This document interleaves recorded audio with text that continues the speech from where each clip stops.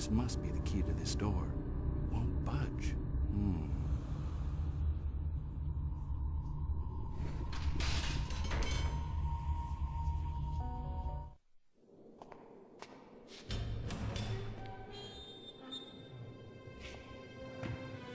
What the hell?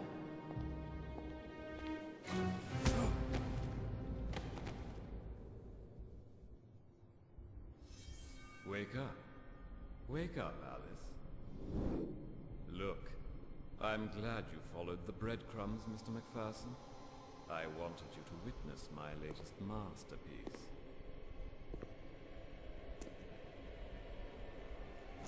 Wake up, dear. I wouldn't want you to miss the pain.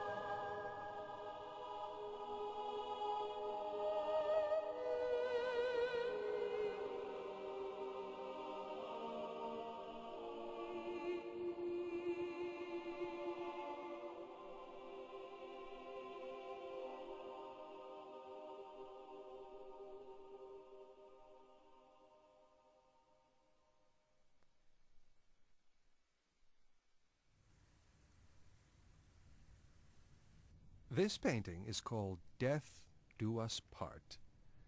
The woman in this painting appears to utterly disregard the suffering of the man kneeling on the ground beside her.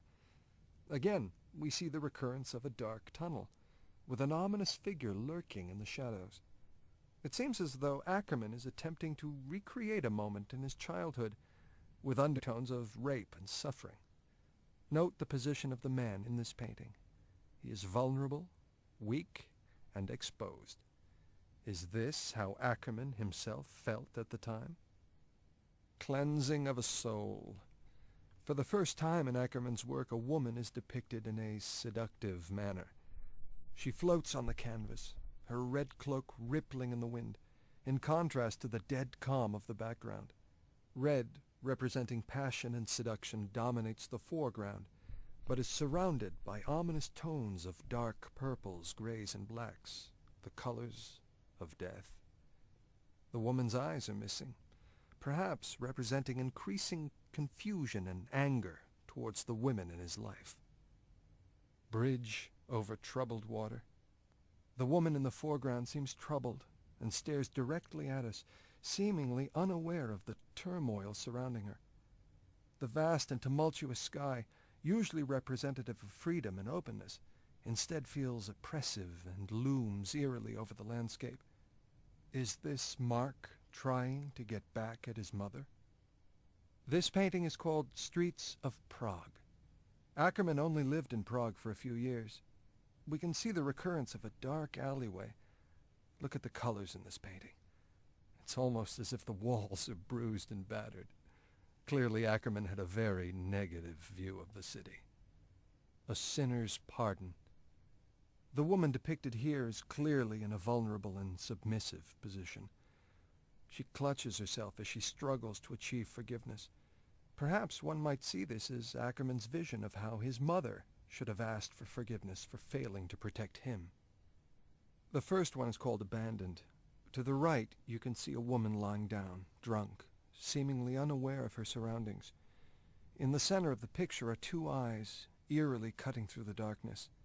We know that Mark Ackerman was abused by his father, and felt that his mother, who knew what was happening, stayed passive and let the abuse continue.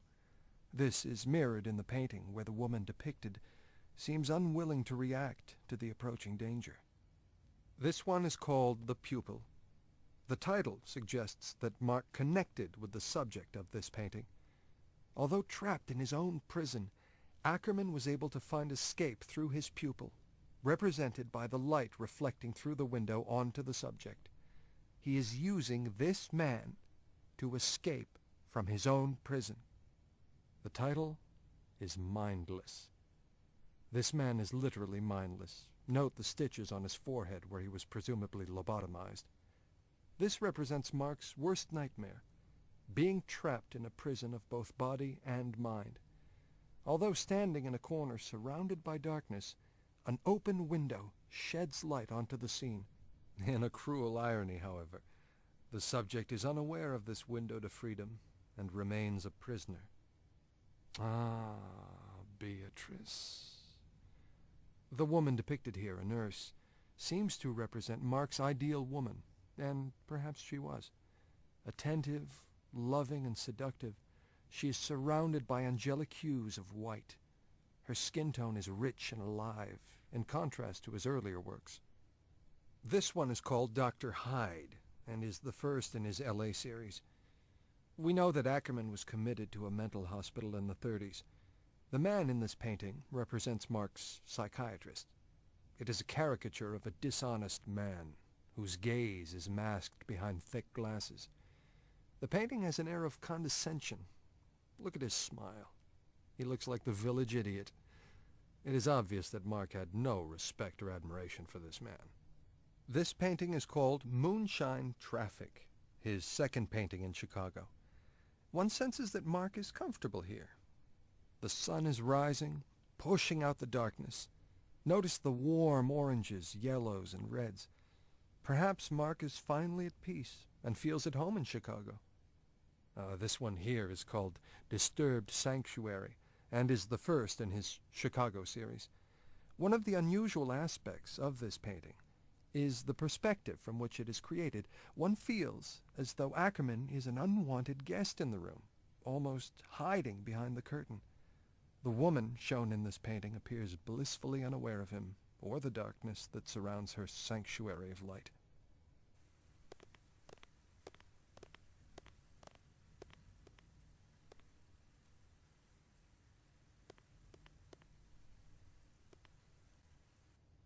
Mia, do you feel up for a few questions? Sure. Can you tell me, is this you in the picture? Yes, it is.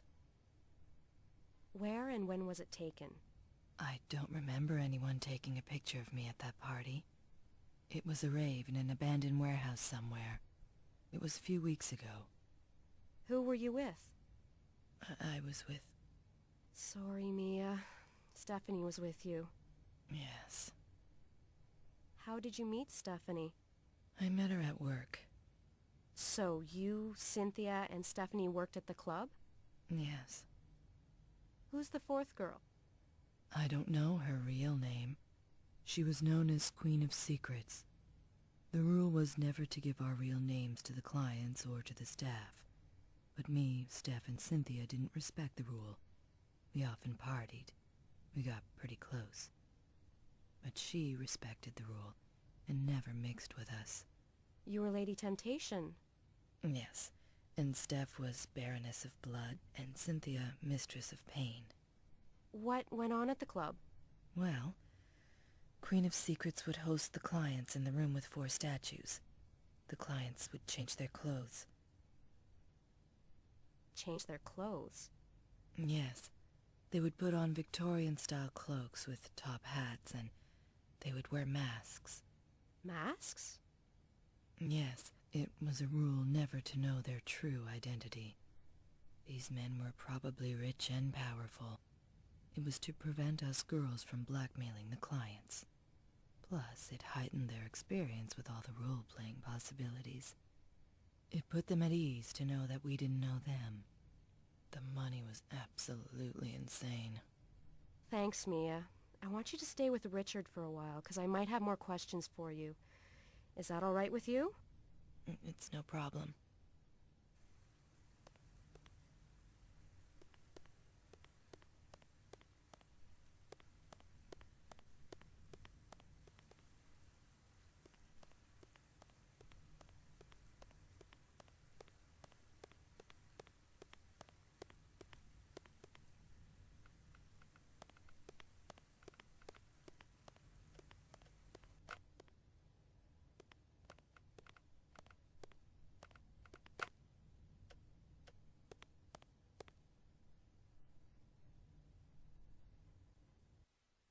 Do you have any more information about Mark Ackerman?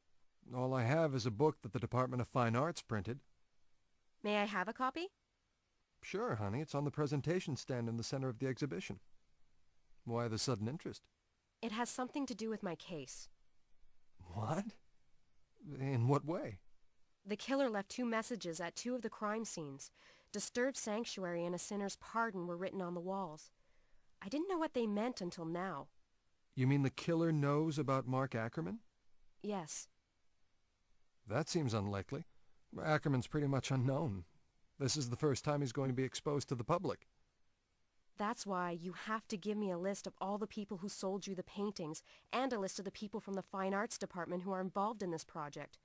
Can you do that for me? Sure, but it'll take time. Thanks. See you later. Okay, I'll go work on that list.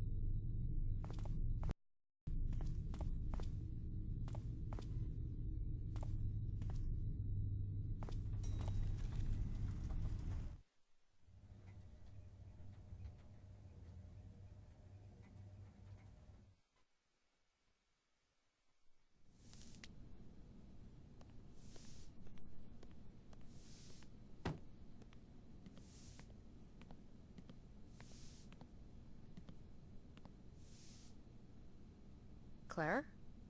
What are you doing here? Why do I have the feeling I just caught you with your hand in the cookie jar? I just came up here to get some blank report sheets. I'm all out downstairs, and there you are. Claire, what's your level of clearance? Level 2. Oh no. Please don't tell me you were trying to find files using my name. Oh, I found them. I just can't access them. It's level 4 clearance only. Oh, I'd love to read them. Don't tell me you have a lead. Actually, I might have one, yes, but I won't go into details just yet. I've been taught to never give any details before you have all the facts. Oh really? Who's the idiot that taught you that? You did it at Quantico. Remember? Yes, I remember. Anyways, I really need to get my hands on those files. Clearance 4, huh? I know one person who has that level of clearance, Todd. We never had this conversation, and I certainly never said that you could try the computer in his office instead of trying to get me in trouble. Victoria? Uh-oh. You never call me Victoria unless it's serious. You usually cut corners, I know, but why do something that might actually cost you your job? Because I feel responsible for Stephanie's death. Okay, now how is that possible? When I chased our murderer on the rooftop, I had a chance to take him out and I didn't. Why? Did you freeze? I know that happens sometimes, even to the best.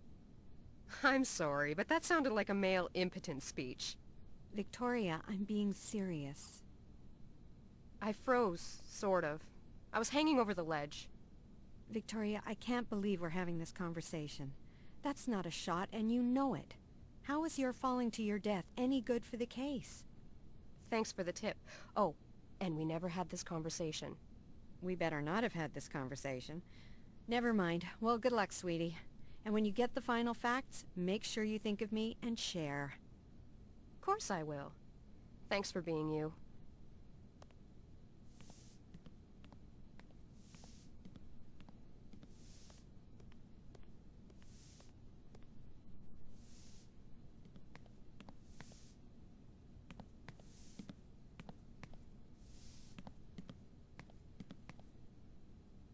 Hey, do you think I could borrow those keys? Over my dead body, senorita.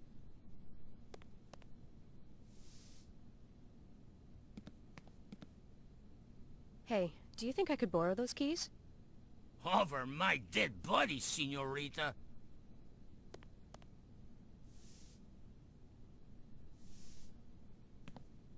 I need those keys. I have to find a way to distract him.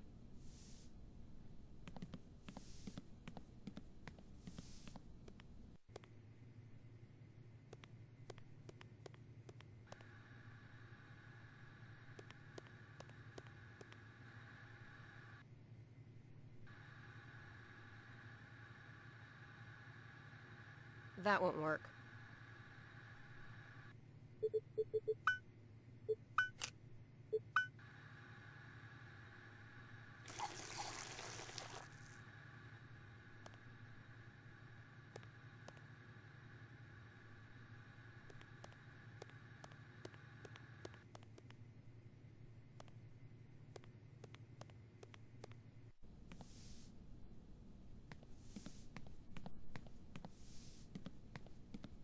I'm sorry, but I made a terrible mess at the coffee machine. Oh, that machine is so stupid.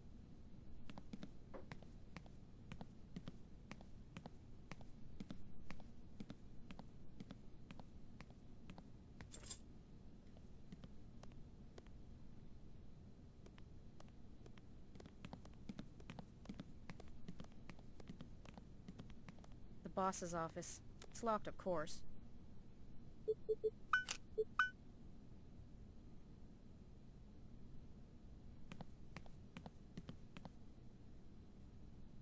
It's a print scanner.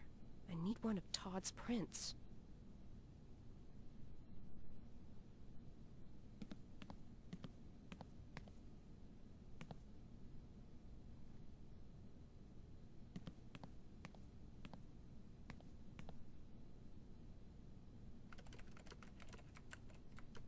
Damn, it's password locked. I need to go directly to the archives downstairs.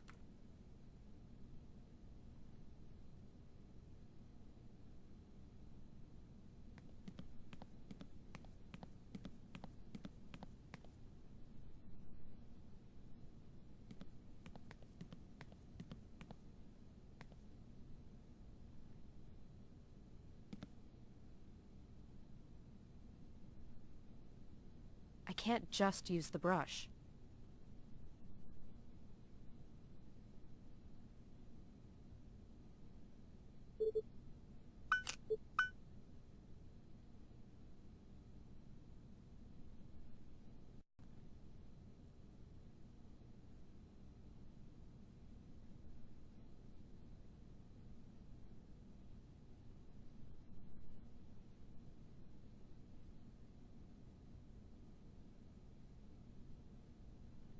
This will do nicely for prints.